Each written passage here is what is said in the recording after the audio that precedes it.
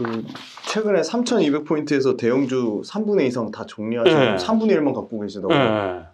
그렇게 많이 정리 거의 뭐 다 파는 거죠. 네, 다 팔았다고 봐도 과언이 아닌데 그렇게 정리하신 이유가 있으세요?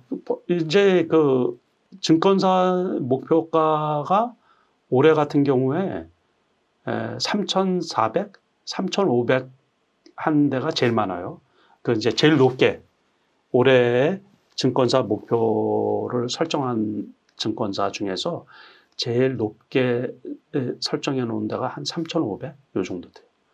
그러면은 그런데 연초에 이제 3,000 넘어오면서 제가 올해 돈 벌기 힘들겠구나 그 생각이 확 드는 거예요.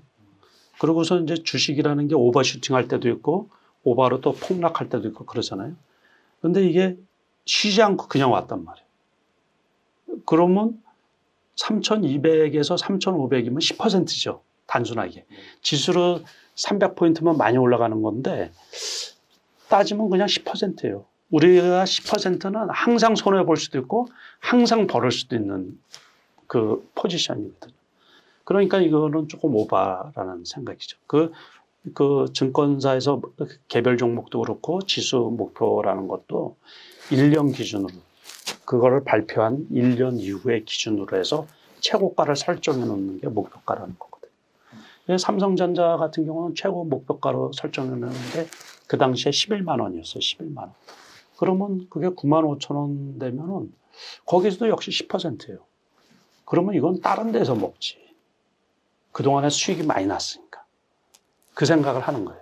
거기서 욕심을 더 버리면 안 되는 거죠. 그래서 그때 그 팔 때는 이제 많으니까는 정신이 없죠. 야, 너는 이거 이제 관리하는 이 증권사 직원이 있잖아. 야, 거기에 있는 거에서 무조건 3분의 1은 다 팔으라고. 나는 내가 할 수 있는 또 계좌들 이제 팔고 그러느라고. 그러고서 이제 팔고서 그 다음에 이제 일단은 그게 다 수익 실현이 된 거죠. 그러고서는 이제 포지션을 다른 쪽으로 간다든가 그렇게 하면서 이 수익 난 거를 지키는 게 중요하거든요. 그러고서 그 당시로 봐서는 급락하기는 좀 어렵고 그런데 지금 제가 다른 채널에서도 이제 여러 번 말씀을 드렸는데 3,000 종가 기준으로 해서 3,200포인트란 말이에요. 거기 근처가 가면은 매물이 나오는 거예요. 그러면 이제 그게 역으로 말하면 매물대가 쌓이는 거죠. 그게. 그러니까 고점이 지금 낮아지고 있는 추세잖아요. 그러다 보니까는 종가 기준으로 해서 3,170, 3,140, 50. 그러면 이제 거기서부터 매물이 나오는 거예요. 그러면 이제 그거를 당분간은 뚫기가 어렵겠구나. 그러면 이제 포지션을 그때 당시로 봐서는 3,000포인트가 바닥, 단기에 그 3,200포인트가 꼭지, 박스권이다 그런 거죠. 지금 현재 이렇게 박스권인데요. 네. 그럼 이제 앞으로 장세는 이제 어떻게 예측을 해야 될까요? 제가 보기에는 3,000포인트가 이제 깨질 수도 있지 않을까 이렇게 보거든요. 그게 아주 나쁜 게 이 차트 잠깐 한번 보실까요? 그래서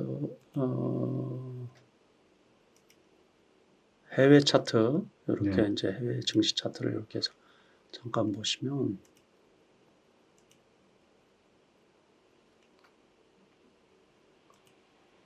이게 이제 다우 일봉이잖아요. 네. 근데 나스닥을 한번 보자. 네. S&P 500이나 나스닥 지수를 보면 이게 이제 일봉으로 봐가지고 21선이 깨졌잖아요. 그럼요. 네, 그러니까 이게 기분이 좀 나쁜 거예요. 우리나라는 이제 나스닥하고 이제 이게 비슷한 삼성전자나 뭐 SK 하이닉스나 뭐 이렇게 현대차, 기아차 같은 거나 요즘에 많이 올라왔던 카카오 네이버 또 이제 그 LG 화학이나 뭐 삼성 그 SDI 같은 게 전부 다 이쪽이잖아요, 섹터가. 그러다 보니까는 나스닥을 이렇게 보면은 조금 요게 좀 더 떨어지지 않을까. 물론 이제 여기에서도 21선이 깨지고 21선이 깨지고 그랬는데 이거는 상승장이었기 때문에 괜찮은 건데 지금은 이제 계속 나오는 게 너무 이제 미국의 나스닥의 이제 빅히트 관련 업종들이 고평가다 이제 그런 얘기가 계속 나오잖아요. 그래서 제가 해외 주식도 하고 있는데 이 테슬라 같은 경우는 지금 고점 대비해서 한 25% 정도 떨어졌거든요. 그러니까 별로 떨어진 것도 아니에요. 네? 오른 거에 비하면 그렇죠. 떨어진 오른 것도 거에 비하면 그래서 그런 거죠. 네. 오른 거에 비하면 별로 떨어진 게 아니죠. 네, 네. 그러니까 이제 그 TV라는 거 그것도 한번 제가 보여드릴게요. 여기에서 보면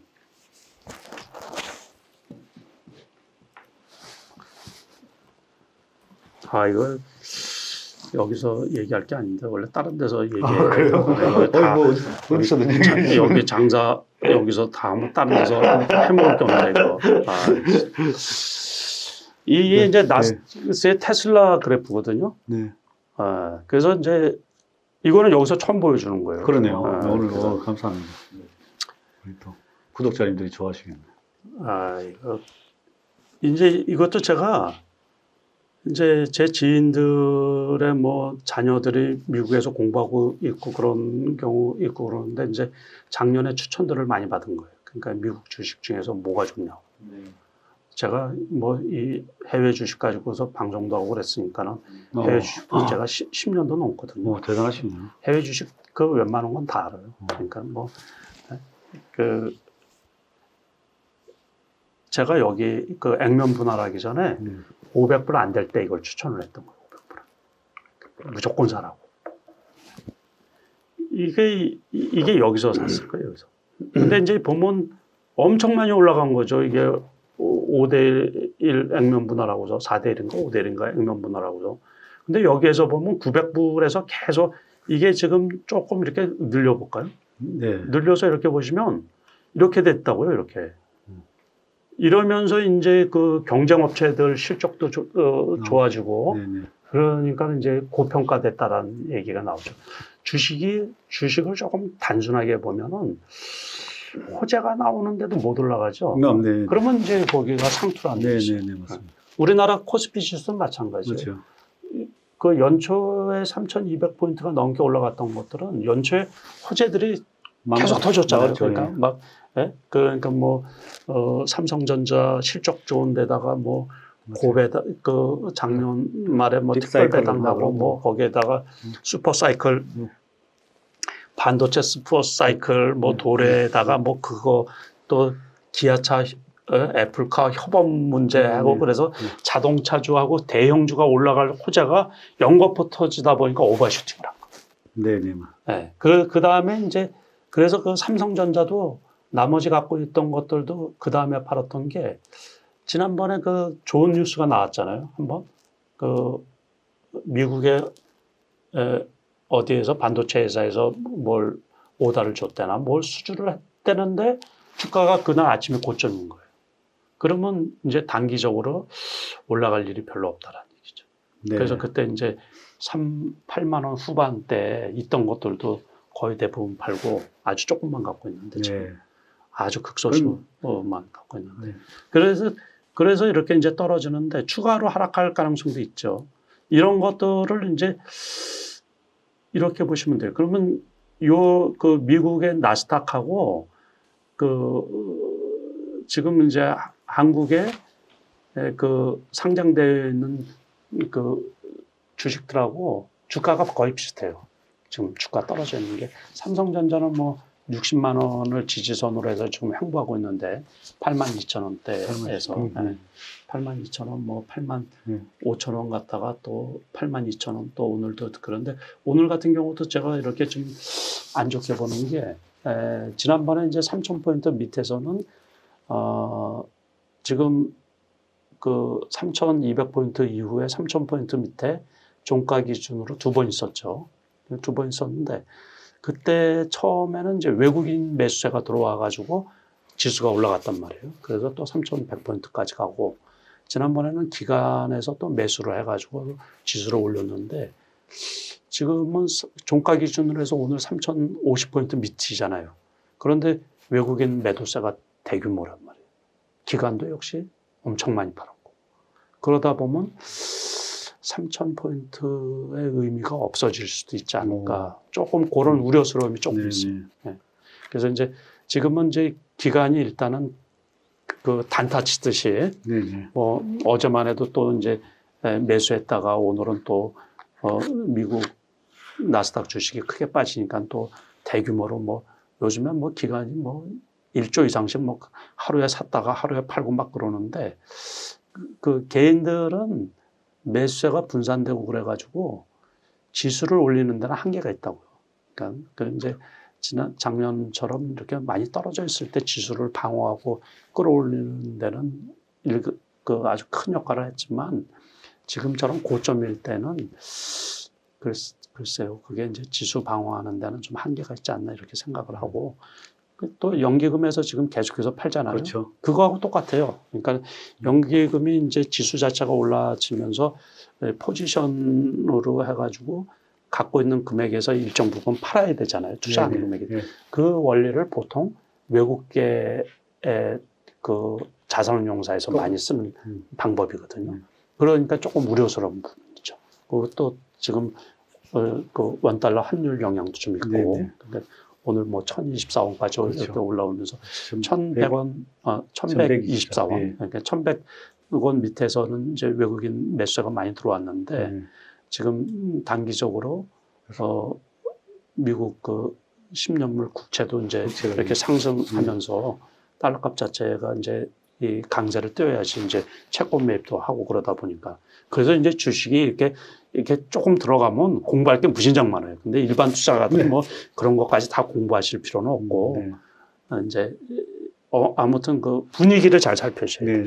분위기. 결론적으로 이제 올해 시장은 어떻게 보시나요? 쉽지는 않다. 쉽지는 않다. 그러면 이래서 뭐 하방은 어느 정도 뭐. 근데 하방은 이게 이제 기본적으로 경기가 회복기잖아요. 네. 그럴 때 급락은 별로 없어요. 아, 네. 제가 생각하기에 그래서 한 2,900포인트까지는 떨어질 수 있지만, 네, 뭐 지난번처럼 뭐 2,900이면 뭐 그렇게 뭐 걱정 안 해도 되겠네요. 네, 그렇죠. 뭐 오른 게 그러면 그래봐야 그렇죠. 뭐 15% 뭐. 그런데 이제 투자자들 나중에 진입하신 분들 입장에서는 먹어보지도 못하고서 이놈의 10% 20% 까져봐요. 그거 얼마나 속상한 일인데요. 그거를. 그러니까는 이제 제가 말씀드렸잖아요. 전업 투자가하고 일반 투자가하고의 차이가 뭔 줄 아세요? 모르겠네요. 어떤 기준이냐면, 네. 제가 지난해 돈을 벌었잖아요. 전업 투자가는 지난해 돈 번 게 아무런 의미가 없는 거예요. 근로소득을 하고서 월급을 받잖아요. 그렇죠. 전업 투자자는 주식 투자하는 게 근로소득이거든요. 네. 그러니까는 지난달까지 돈 버는 거는 저는 아무런 안중이 없는 거예요. 이번 달에 돈을 벌어야 되는 거거든요.